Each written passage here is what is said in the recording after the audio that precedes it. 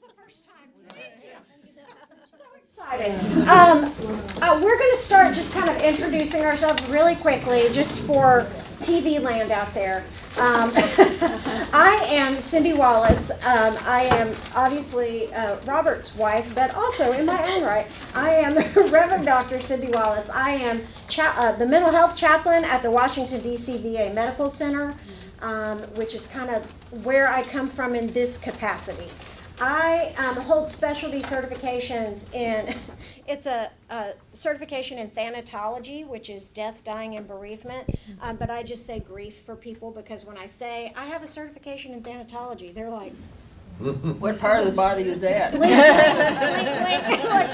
Okay, I have a specialty in grief. That's better. I also hold specialties in suicide prevention as well as in crisis management. And with all of that, I do a lot of work with mental health, inpatient, outpatient, and with staff support at the VA. I started off in chaplaincy over 20 years ago after trying to find my way a little bit. In hospital chaplaincy, usually you start with on-call, so emergencies in the ER and the ICU, that kind of thing. Moved into full-time hospice chaplaincy and was in hospice chaplaincy for about 8 years. Then moved over into mental health chaplaincy where I, honest to goodness, said to Rob, but what am I going to do with all my grief experience in mental health? Because I was a hospice chaplain. Like, what am I going to, I can't just let that go. And it didn't take many days before I realized, oh, everybody's grieving. That I need to be in mental health because this is the undertone of everyone's issues. So I've been in mental health since 2015 when we were in Illinois at a behavioral health hospital out there, and then when we moved out here to the VA. Shout out to Sarah, who introduced me to the chief chaplain at the VA. They were friends. They used to go to church together. Sarah Hamrick. Okay. And she emailed and she said, I have this friend who's a chaplain or something at the VA. And Carol emails me and was like, Sarah, she's the chief chaplain at the VA. She's not a chaplain or something. She is the chief. And been there since 2019, so it's been quite a blessing. This that we're going to talk about today, the curriculum that you can't see, I'm pointing at nothing, is a result of all of that work, my work in hospice, my work in mental health, and my own personal experiences with grief, and finally actually put it all in writing. And so what we're talking about today, finding God in grief, came from the experience of the lovely people sitting here, as well as a few others who weren't able to be here today, who attended our grief group here that we held last year using this curriculum. And so with that, I'm just going to ask you all to introduce yourselves so that everybody knows who they're looking at. Cindy, may I say, I want to give you a plug. If you all have not listened to the interview she did on this subject, I want to commend that to you to find it and listen to it. Thank you so much. It was an interview for our podcast with Danny Chisholm, who's a pastor at First Baptist Clinton, Tennessee. He has a podcast called Elisha's Bears, which, if you know the story of Elisha, is really funny. So Elisha's Bears, and he interviewed me on my recent, in June, presentation at the General Assembly for CBF on traumatic grief. And so the link is on Realm. Yeah, the link is on Realm. So thank you, Bob. Go ahead. Okay, I'm Chelsea Rao, and I joined the grief class last year because my father passed away last year. And I'm Chelsea's mother, Marilyn, and obviously I joined because I lost my life partner, Mike. Hi, I'm Michele Silver, and I joined because I lost my mother last April. I'm Ann MacFarlane, and this will be John. And we're coming up on a year in about 2 more weeks that we lost our son Jason at a young age of 42. So that's why we participated in the group.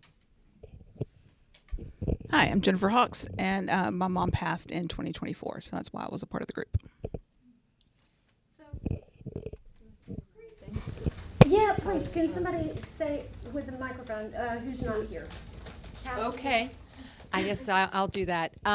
So Kathy Allen and Karen Profiter are not here. They lost their mother in August. It was, Kitty Cox, who many people knew here.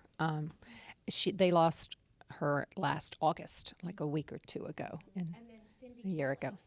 And Cindy, yeah, she lost her dad. And, of course, Justin lost his grandfather, and Emma and Allison, so. If I just said, show of hands, if anybody has lost someone in their life, I mean, I think everyone in the room qualifies, right?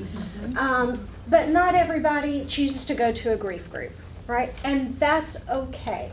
Research tells you that most people will be able to get through grief without any help. I would say absolutely you can. But should you? Maybe not. I would say most of us feel like, especially in Western culture, we have this pull ourselves up by the bootstrap kind of mentality. So we're going to white knuckle it and get through it the best that we can. However, that's not always helpful. Sometimes we need other people, and sometimes people don't have people in their lives that they feel like they can talk to about it. Even if they have family or close friends, that family and close friends may not be the people that they want to talk to about it, that they feel comfortable talking to about it, or they may not have people in their life who can handle the weight of sitting with them in their grief. So when people seem to feel very alone in their grief, and most of us do for some time, you can feel very alone, it is super helpful to do something like going to grief counseling individually or as a group. Because one of the things that you find in a group is that, oh my gosh, I'm not the only one, I'm not crazy, I'm not losing my mind. Other people have experienced this and felt like this too. And so that's why grief groups are so helpful. They bring people together under this common ground to help people realize they're not alone in this. And sometimes, you know, I've talked to my veterans about this too. Sometimes it's a lot easier to talk to a stranger or to call a crisis line than to talk to your loved one about what you're going through. Sometimes it's not, but for a lot of people, it really is. And so a grief group is a good place to be able to come and start feeling a sense of community. So that's why we do these things. I was just going to share with you, that came back up. The curriculum that I wrote, I titled From Lost to Life and Back Again. Shout out to Lord of the Rings, that's what that is. But I loved the idea because it's not just a one-time thing. Grief comes around and around and around because we are all dying, right? Hopefully not anytime soon, but death is a reality. And so that's kind of why I did this. And I just want to give you just a little bit, I thought I was going to have to do this. Okay, there we go. It's an 8-week curriculum. At the VA, we use it for 6 weeks. We combine some things together just because of staffing and timeline and turnaround. But here we did the full 8-week curriculum, which was lovely because I don't get to do that very often. This grief curriculum is specific to death of a loved one. I say that because there is a lot of different kind of grief. Some of it is around losing someone to death. But you also have change in life, transition in life that brings grief. If you lose your job, if you lose something dear to you, if you for some reason lose your house, or you end a relationship, divorce has a lot of grief involved with it. Retirement, when you move from one point of life to another one, there's a loss that's attached to that. So I wanted to make sure that you all knew that this group, while it will talk about all the things that are related to the grief of the death of your loved one, like a loss of a role, I'm no longer a spouse, I'm a widow, or I'm a parent of 2. Now, what do I say? Am I a parent of just 1? When people ask about my children, well, how do I answer that? It's a loss of role and identity and all of that comes along with the death. So we talk about those, but the curriculum is specific to this kind of loss. And we do address issues related to what we call normal grief or uncomplicated grief, as well as traumatic grief. And we usually make sure at the VA as well that when someone attends a group, they are at least 2. I like them to be 3 months out from the date of the loss, because it takes some time to be able to get to the point of being able to talk about what's going on. There's some shock and numbness that sometimes happens, and so at the 2 to 3 month stage is when you're kind of getting out of that business mode of what do we have to do, what do we have to do, what do we have to do, funeral, memorial, celebration of life. Now people are going back home. I'm sending thank you cards. Okay, take a breath. Oh my gosh, I'm by myself, right? So at that 2 to 3 month part, all the running around is kind of settling down, and people start to feel that loneliness kick in. So we try to let it be about that 2 to 3 month point. I did want to share with you the topics. No, that's leader characteristics. Here we go. The grief topics, we have orientation, kind of grief 101, where we dispel some myths and talk about what grief actually is. Week 2, we talk about acceptance, what that looks like, which we get into sometimes all the what if and if only statements that you have running around in your head about what you coulda, shoulda, woulda done differently if you had known. Week 3, we talk about how grief affects our families, because everyone's grief is unique to them, which means that it can turn your family upside down, right? So I'm grieving like this, but my partner or my brother or my sister or my children are grieving in a completely different way. And what is wrong with them? Why don't they grieve like I grieve? Because this is not working. So you have to figure out what's happening and understand that everybody is grieving. It's just going to look different. We talk about in week 4, who am I now? Some of those roles that we were talking about, those changes in identity. Week 5 is trauma and grief. So how, 2 things there. If the grief was unexpected, sudden, if it was a child who dies before their parents, if it was an accident, if it was a homicide or a suicide, all of those are traumatic.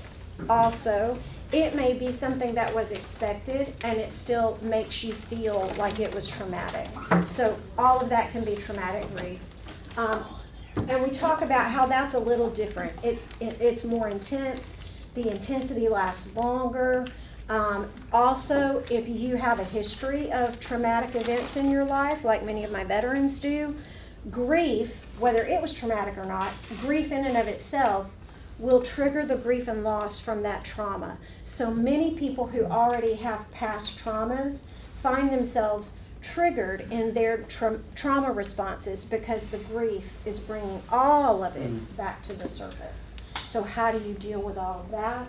Spirituality and grief. This is how your spirituality helps you and how it can get in the way. And this is, as you've heard Rob talk about a lot, where we talk about spiritual bypassing. What that can look like when we do it to ourselves, like, okay, I'm gonna get through this. I can do all things through Christ who strengthens me, so I don't need to deal with this right now. Or, okay, let me just pray about it, or take a deep breath. I'm gonna meditate this. I don't want to feel it right now. Is that helpful to you, or are you just avoiding it and avoiding that pain and pushing it down? Other people can also do that to you because they can't handle your pain, so they will try to get out of a conversation with you by saying, I'll just pray for you. That's not, I'm going to go pray for you. That is, please stop talking. I can't handle your pain right now, but I'll pray for you. But stop talking because I don't want to hear anymore, right? And so they can say things like, oh, God needed them more than you did. Or, I swear to you, a pastor at my brother's funeral said, and I quote, God needed another bass in his heavenly choir. When I tell you, me and mine about rose up out of those chairs and walked out of my own brother's funeral, like I had to put my hands on my children because they were like, they were bowing up on the Baptist preacher in southern Mississippi. I was like, guys, look around you. Where are you? It's okay. We know this is not okay, but take a breath. We're going to get through it, right? People get uncomfortable and don't know what to say, but they keep talking anyway. and that leads to a lot of uncomfortable, awkward situations. Then expressing grief. This is the next to last session that we do where we talk about lamenting, what that looks like. That our churches don't necessarily do a great job of that. We're great about praise, but there's not a whole lot of songs about, God, you put me here in this pit. This is on you, so what are you going to do to get me out? By the way, I feel like right now darkness is my only friend, so leave you with that. Drop the mic. Psalm 88, right? Do we have songs that we sing that sound like that? Sometimes we have some songs, but most of our songs are very happy, praiseworthy, you know? So what do we do with that? Where does that go? And we're going to end with the lament that we wrote in group, because every time I lead this session, the next to the last session is the group writes a communal lament together. So we'll end with that today. Oh, come on. And then the last one is resilience and meaning making. And I do like to specify that is not trying to find meaning in why your person died. No. This is, where do you find meaning in your life? Because you're not going to get the answer to the why question that you really want the answer to. If you do, please let me know, because I've never gotten it, and I've never met anybody who's gotten the answer to that why question. So if God has a direct line to you, please let all of us know, because we have some questions that we would like to submit if God is answering you like that. But usually we are left with that why and still need to be able to keep living. So how do you keep living? How do you find meaning? How do you keep going? Okay. Cindy, maybe it was a subtopic, or maybe it was just the time we were doing it, but we also spent half of the session anyway, if I recall, talking about holidays and traditions. We did, that's right. That's not in the curriculum, but I do try to bring it up. So one of the things that we do every year at the VA is that we have a workshop sometime around the beginning of November on holidays and special days and how to get through them. So we did, thank you for saying that, we did talk about that because we have birthdays, anniversaries, just like we mentioned, anniversaries of the date of the death, anniversaries of the burial, right? Sometimes that's not really close to the time that they died, but it's later, and so you have that coming up. Your own special days, right? Like Christmas and Easter and Thanksgiving and anything that you and your family celebrate. There's always someone missing, right? And so how do you mark that? How do you deal with that? What do you do with that? Okay, I wanted to give you this overview. Now I'm going to turn it over and ask the panel, share some of what you took away from being in group together, some of the things that you wanted to share today. Start that. John looks ready.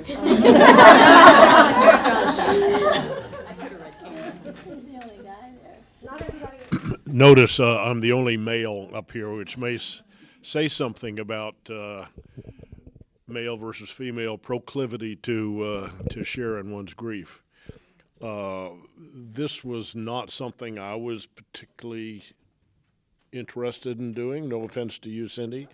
Anne was more inclined to do it, and I think my thinking was that I was still internalizing what I was going through, what I was feeling. I was still sorting through my own reactions, and I didn't know that I particularly was ready to start sharing that with others if I didn't even know it yet. But what was really helpful was coming in to this group, and as structured as those boxes up there that Cindy showed, and it was structured, but it was devious how she did it because it didn't come across as structured at all. We'd open each session with a couple of questions, and it would seem like the floodgates would open and everyone would be sharing. So what changed things for me was just listening to others. And from that, I realized, it's pretty obvious, I guess, but that everybody's story is different. Everybody's reaction is different. Everybody's place in the process of dealing with it is different. And what I also got was just this much better appreciation than I had before of the depth of other participants' grief and what they were going through. I was kind of selfishly thinking about my own and realizing that other people's losses were as great as mine, and that I could learn from that. So that was that really. I found that I didn't particularly want to say a lot, and then it seemed like within 30 minutes of the first session I was spilling my guts. But really sharing things and putting into words feelings that I had not yet done so for myself. So it did help me articulate some thoughts for myself and ways that I felt and about different things and different emotions. So I'll stop there and let someone else say something. Let Jennifer go. I'm sorry. So one of my takeaways from the class, I was a little further in the grief process than everyone else who was a part of the class. So I appreciated being grandfathered in and allowed to join. But one of my takeaways was about how to keep mom still present with me. And so like in today's sermon, she's a huge Perry Mason fan. So there was a Perry Mason line in the sermon. And that was a way to keep mom with me in the sermon. And I bought 2 new stoles after the class was over, and on the inside of the stole, so something that no one will ever see but me. Well, I mean, I'll be happy to show it to you, but it's not visible like when I'm wearing it. But it's got the deaf "I love you" because my mom's parents were deaf, and so that was something that we just did a lot. And I know a lot of families do that sign, but it was especially important with my mom as a connection to her. So I had that sewn on the inside so that it sits above my heart whenever I wear a stole for preaching or for other purposes. And so that was one of my biggest takeaways from the class, was trying to proactively look for those ways to still keep mom real, and still keep the memory alive, because she is still with me, and it doesn't have to be a either or, and so that was one of the things I really appreciated. Before I answer the question, I want to read what Karen Profiter wrote, since she could not be here today. And I replied to Karen saying ditto, because what she said, I don't want to speak for everybody, but was very profound and definitely I agreed with. Our group was diverse, sharing grief from passing of mothers, fathers, siblings, spouses, and even children. The group gave a sense of belonging during a unique and often isolating part of the circle of life. Being part of this grief community provided comfort, validation, and a safe haven to share during the most difficult time of my life. And so I echo that, but to add to it for me, and I think for Karen and Kathy as well, we had something similar. We both lost our fathers during COVID in 2020, not as a result of COVID, but during COVID. And after my father died, I turned all my attention to my mother. And so I don't feel like I ever grieved my father's loss, and we were very, very close as well. And so I think, then when my mother passed, that kind of added to it. But the takeaway for me, and I don't spend a lot of time with my family. I see them semi-regularly, but we don't talk about these things. And my sister-in-law told me before my mother passed, she said, when your mom passes, you're going to have to go to grief counseling. And she didn't say it in a mean way. She just said, like, it was just a matter of fact. And I kind of thought, no, I'm not. I'll be okay. I'm going to pull up my, big girl pants and I'll be fine. And thank you, God, that Cindy, did this class, because for me, the isolation and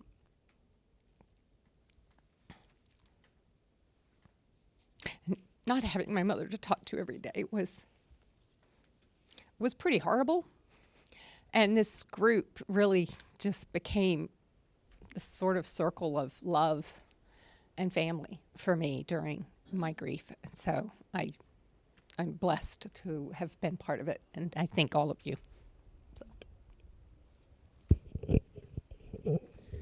I had really wanted to do it when I heard about it from Cindy. And then I think after the second class, I thought, I wonder if I'll ever say anything, because I just cried. I just went in and just cried the whole class. And it makes me want to cry now, but it was really important for me to have that space, and I honestly, now I feel a lot more comfortable being here in front of you. Thanks. Because it does bring back a lot of those feelings at the time. But it was, it did really help me to have it. I looked forward to it because it did help me kind of contain it a little bit. And I think I needed some containment so it wouldn't just spill out. I was worried about it spilling out into work and my friendships and, my marriage and just everything. And it was just nice to have a place that I knew was going to be safe every week to talk about it.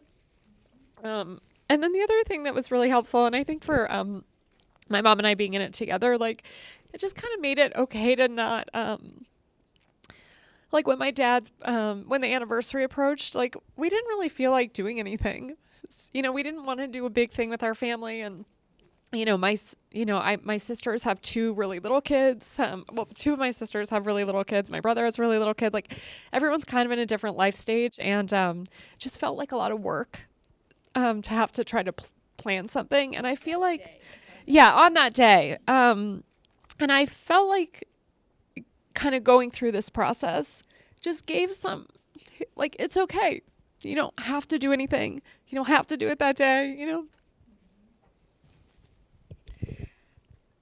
I think all of the questions that Cindy asked us sort of bleed into each other, and she touched on a lot of this when she introduced the curriculum. But this was a really sacred space, and I think what I really took away was I'm not alone. There's so many others who've gone through this and are going through this. And all of these people I spent this time with listened to me. And it was just so nice to have someone caring and listening to me. Because Mike wasn't there to listen to me anymore. And it was really just such a very worthwhile time.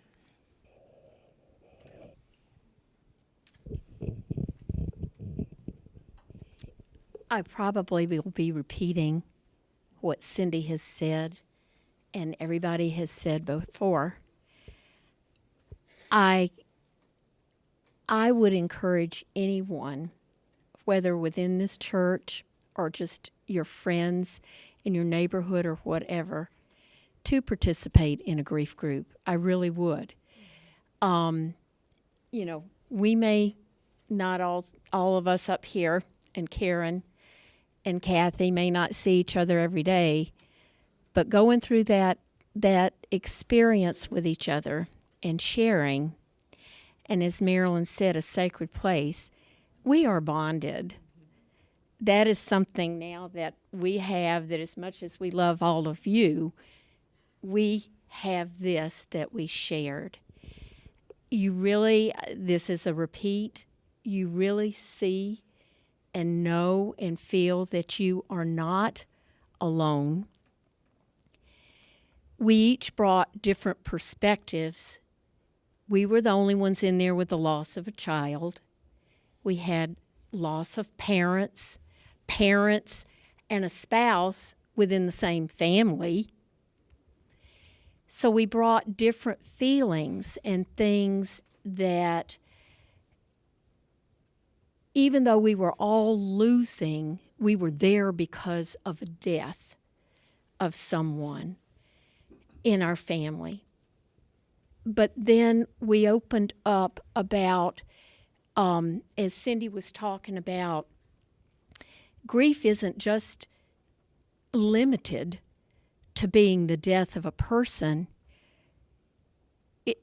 You're losing a way of life. I mean, you can lose, a job or whatever. But I know, speaking for me and John, because we lost Jason, our focus and continues to be on Emery, our daughter-in-law, and Madeline and Reese, our grandchildren.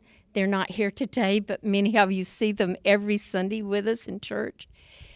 That we started becoming worried about, are we losing ourselves as Ann and John? As a couple. Are we becoming just surrogate da-da-da, or surrogate? Reese and Madeline both have asked John if they would be their dad now. And we continually battle that, and it's one going forward that, yes, we want to be there for them, but are we losing ourselves in the process? And these are the kinds of things we also shared and felt comfortable to share in that group.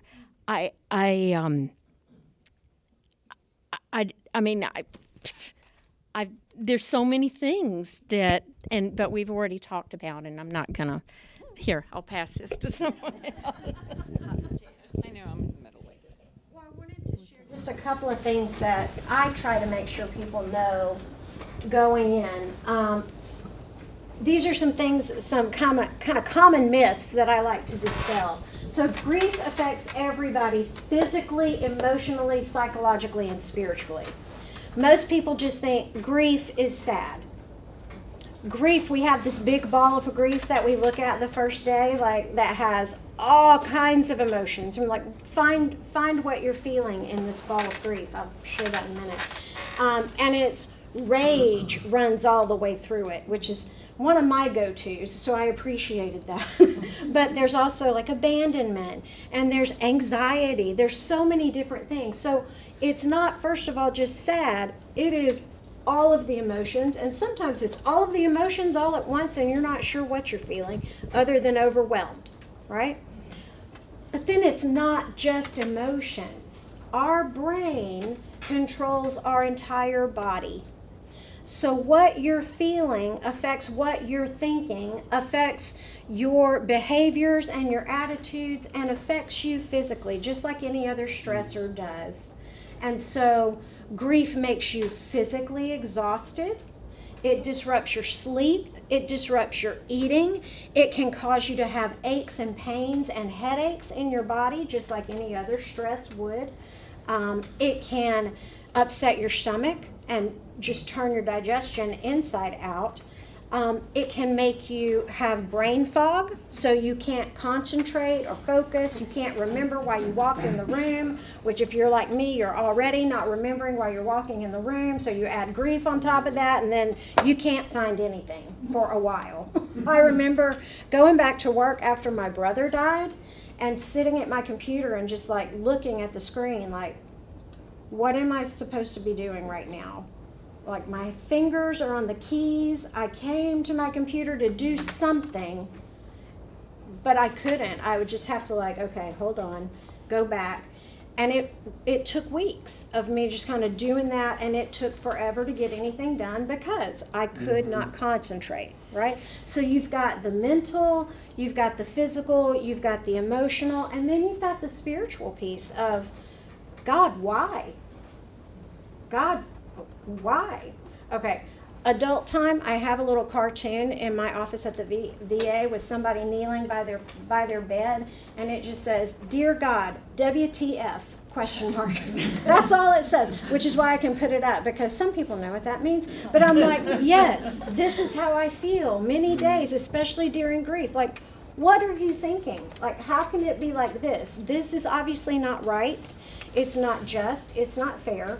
So answer me, please, right? And so what do you do with that, right? For some people, depending on how you grew up, you may feel like you're not allowed to ask those questions. You may have been told you can't question God. And so you've got all this going on inside you, but you feel like I cannot let it out because that's not okay. Which I like to then bring up the Lamentations and the Psalms of Lament and the prophets who also did their fair share of lamenting and questioning. I will bring that up in groups because people are scared to say what is on their mind and heart. And I remind them, God is big enough to hear that. I mean, it's okay to ask those questions. You're not going to get answers necessarily. Again, if you do, let me know. But you're probably not going to get answers, but you need to ask the questions. You need to let that out and release it to make room for hope, to make room for peace, to make room for meaning. Because when you get all that tied up inside of you and you just try to push it down, it doesn't go away. It stays there, and then what happens if you don't deal with it is it comes out sideways as anger, as anxiety, as depression, and all of a sudden you're biting people's heads off because the dishes aren't done. It's not about the dishes. Or why can't you just put your socks in the laundry basket? Like, you threw them, you missed. Now come pick them up and put them in the laundry, and it becomes a fight. It's not about the socks in the laundry basket. Is that frustrating? Yes. Was that a real example? Yes, Robert Wallace, it was a real example. But it's not about the socks, right? Most days you go through your day and you do things, and you don't want to rip someone open for it. But when you have stuff that you are just pushing down and pushing down and pushing down, that's got to come out somewhere. And if you're not dealing with it yourself appropriately, it's going to come out usually inappropriately, either physically or out at someone, or it's going to damage your mental health. So it's so many different things. So that's one of the first things I make sure people know. It's not just, I'm sad. Right? That's a part of it. Everybody's grief is unique.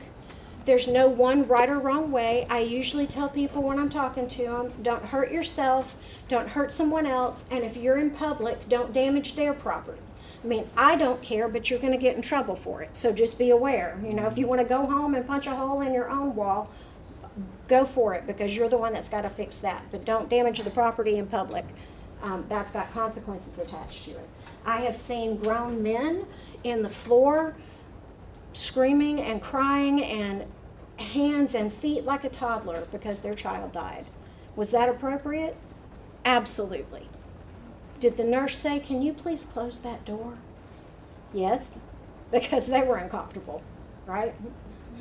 But that was absolutely appropriate. I've seen people climb up in the bed with their dead loved one and hold on to them. And the nurse, again, closed the door because they're uncomfortable, right? I'm not uncomfortable. This is how they're grieving right now. This is what they feel like they need to do. Okay, this is what we're going to do. So everyone's grief is unique. Again, you have to go through grief. You can't go around it. You have to go through it. No right way to grieve. And this is the one that I tell everybody the first day, because people want to know, how long is it going to last? Like, this is where my boss would come up. She does a great duck face. My boss would come up and go, "Oh, honey."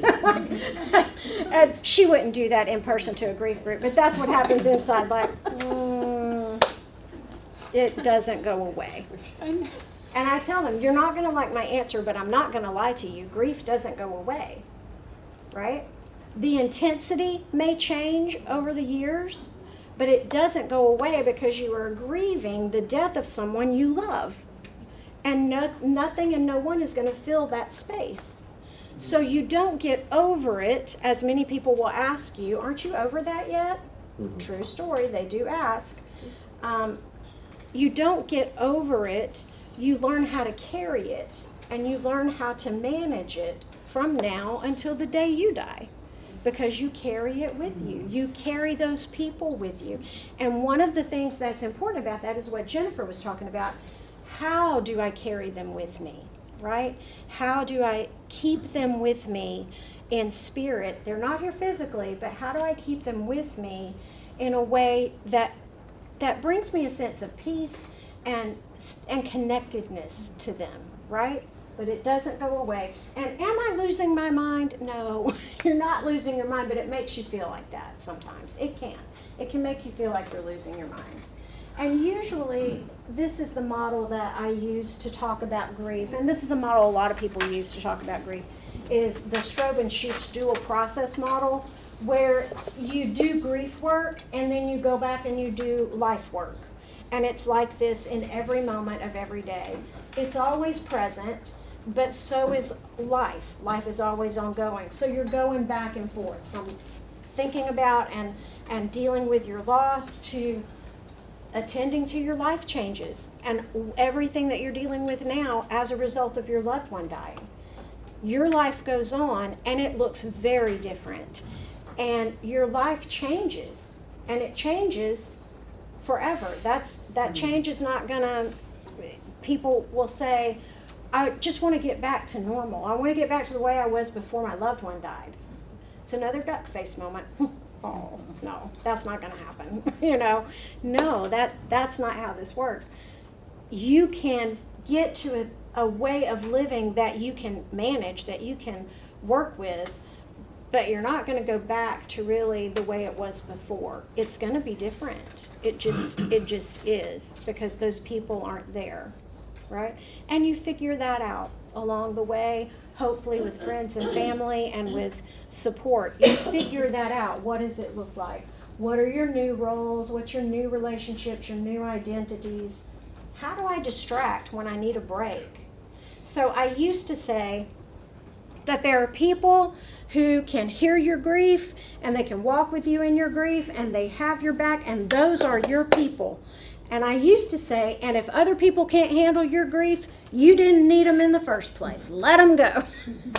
That's a little drastic, and I know that.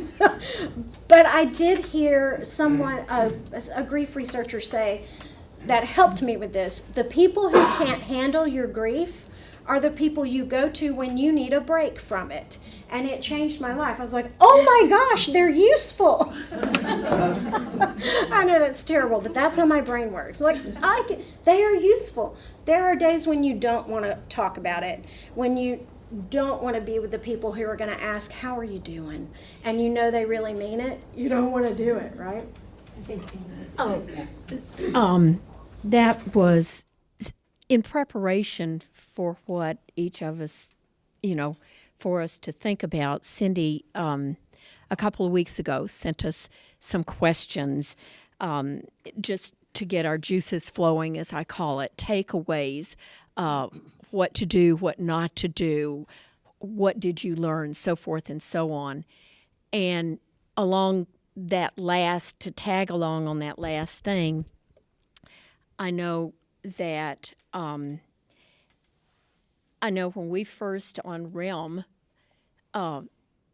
shared the news that we lost Jason, and we had said, and actually we modeled this off of a dear friend of ours in Houston, in our church family there, and just real close friends, and he lost his wife, one of my best friends, to Alzheimer's. Anyway, the point of it being that he had said, I will do my best. He sent an email out to everybody. He said, I will do my best to answer your emails, but please just don't call right now. And I wouldn't expect anybody to remember, but in that realm message, we modeled the same thing, that we would try to answer everybody's emails as best we could, but please don't call. Because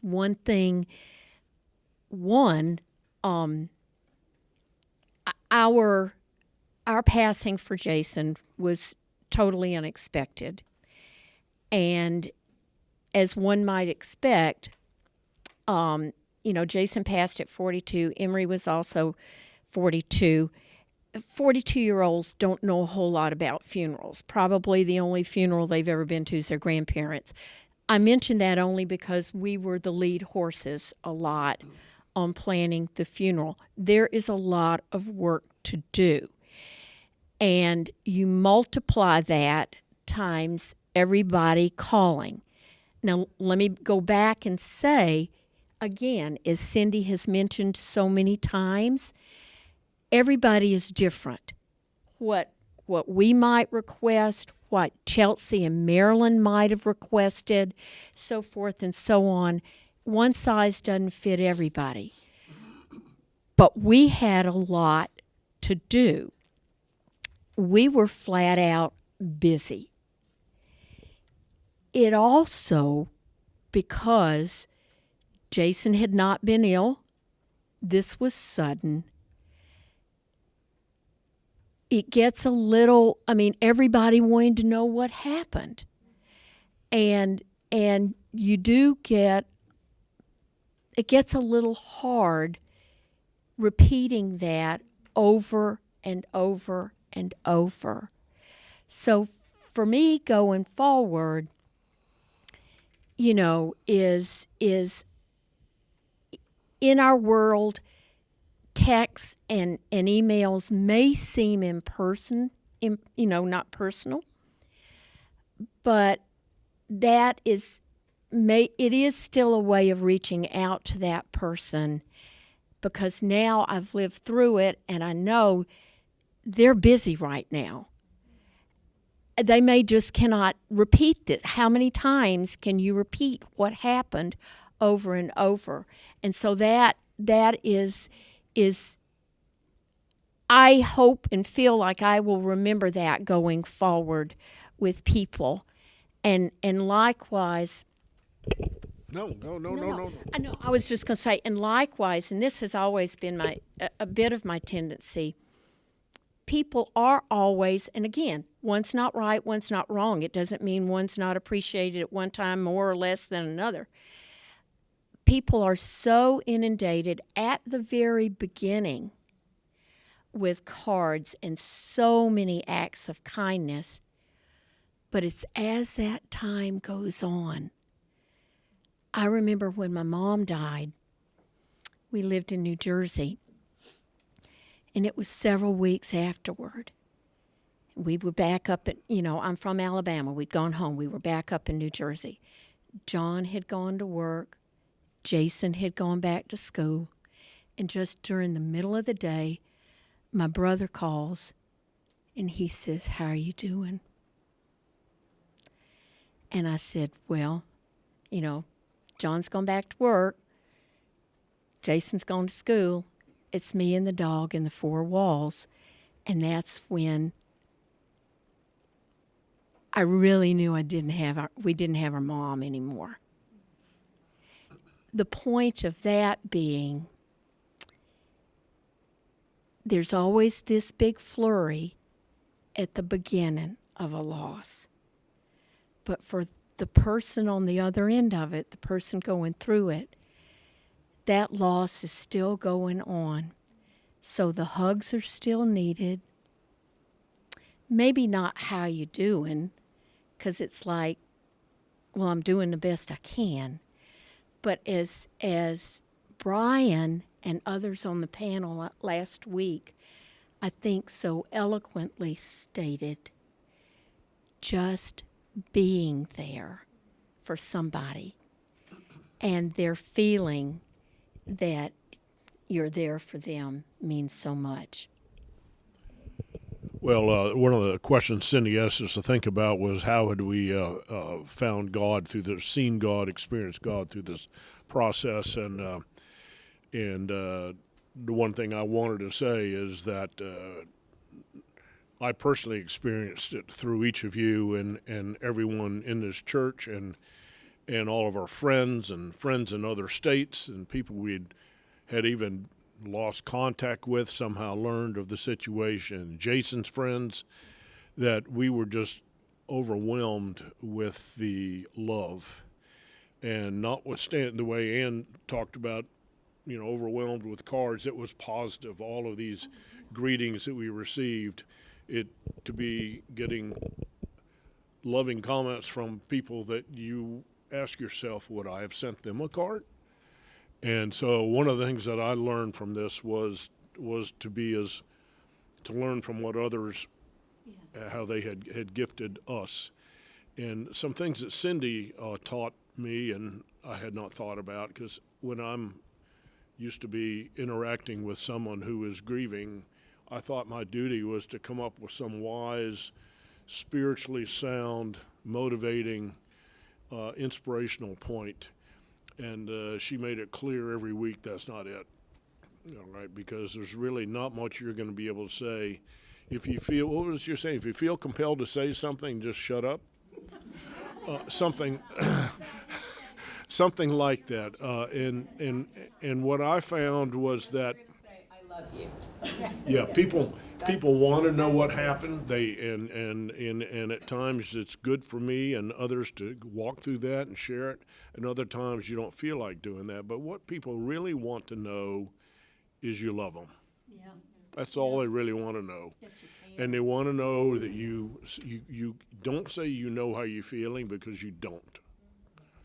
But what you can do is say, I know you must be feeling terrible, and I'm sorry for your loss, and if there's anything I can do, just know that we love you. And that's what you did. And that just meant the world, and that's what I learned from that to try to model going forward. I want to read what Karen wrote about that question and then add something that I just had an epiphany about that I don't think I did during the counseling. Where have you encountered God on your grief journey? And Karen said, I have always tried to live my life by recognizing how blessed I am. No matter how difficult my burdens may be, there are so many others struggling with far more. I lift up so many in prayer throughout the day. Music and prayer have brought me closer to God. I find myself seeking connection through powerful words and stories. As a group, our shared sadness has actually lightened my load. And one of the things that I realized as part of this group, and I think it literally just dawned on me, is, I just looked at the time, but knowing that you had just lost your son, and we were starting this grief group, and I thought to myself, well, I've lost my mother. I had 85 years with my mother. And I felt like my grief is not as, I know important's not the right word, but it's, it was a different situation. I mean, they all are different. And I thought, oh, well, I can't say anything. Like, who am I to say? I had 85 years with my mother. But y'all taught me, and especially you, when you talked about the loss of your mother and how much that meant to me. Because I felt very alone and you telling me that, you had John and you had Jason when you lost your mother and how alone you felt. Oh, and that meant so much to me, because I'm like, So don't ever minimize your grief, I guess, is something that I learned. Or compare it to somebody else's, that theirs is worse than mine, so I'm just gonna push mine down. So I learned that. So I don't. Anne's going to close us out by sharing the lament that the group wrote during our next to last session. Let me tell you first how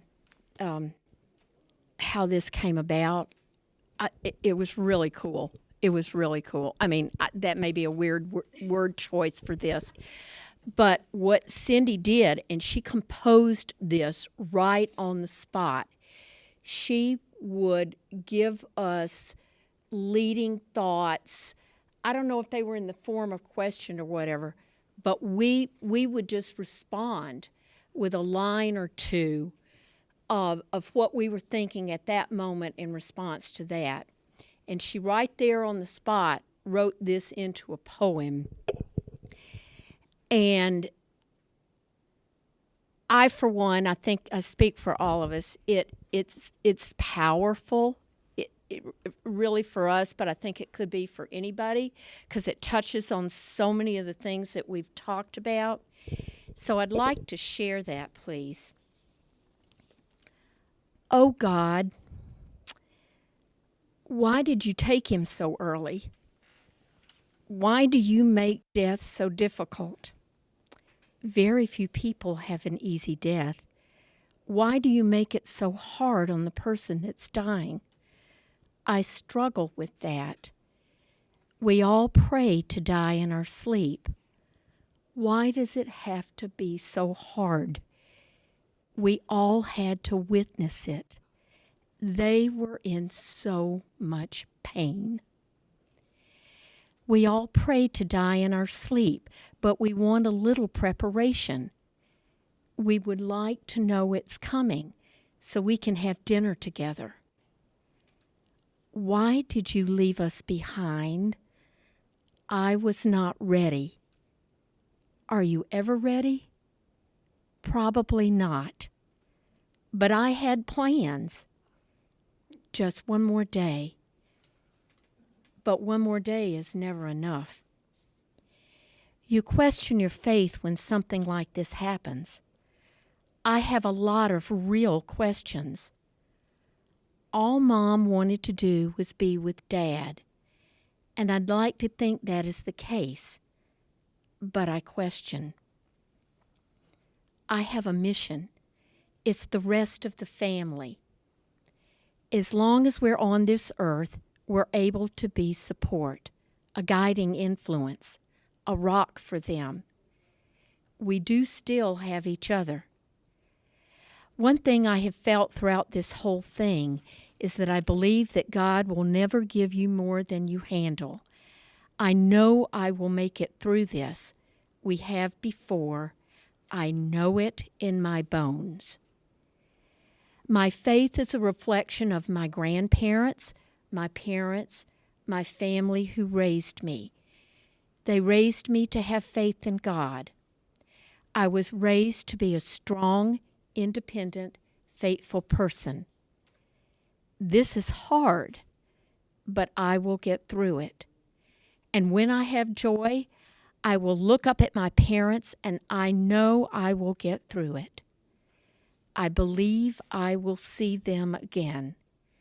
I will live my life and enjoy it knowing I will see them again. It's never long enough, but we had them for many years. Somebody always has it worse, and I'm trying to look at the positives.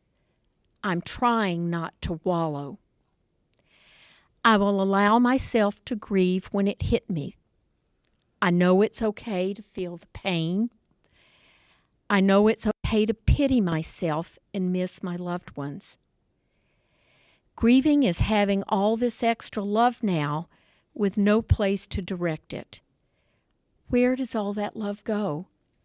How do I redirect that love in a way that brings blessings to us and others? Are there bonds to be made deeper and richer? Are there family and friends I can build relationships with? Can I mend relationships? Heal my broken heart and help me find peace. I am grateful for this group.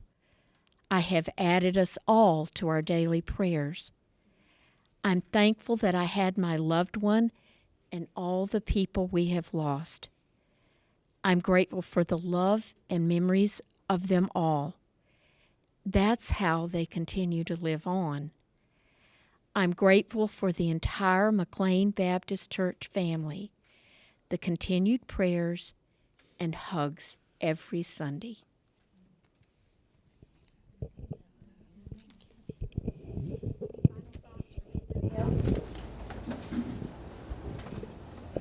I just want to express my gratitude for this congregation, this group I'm so close to, but everybody here has been so supportive all through the whole process, from Mike's diagnosis and through his death and after. And Barbara, I have all the cards you wrote over all those months and the cards everyone else sent too.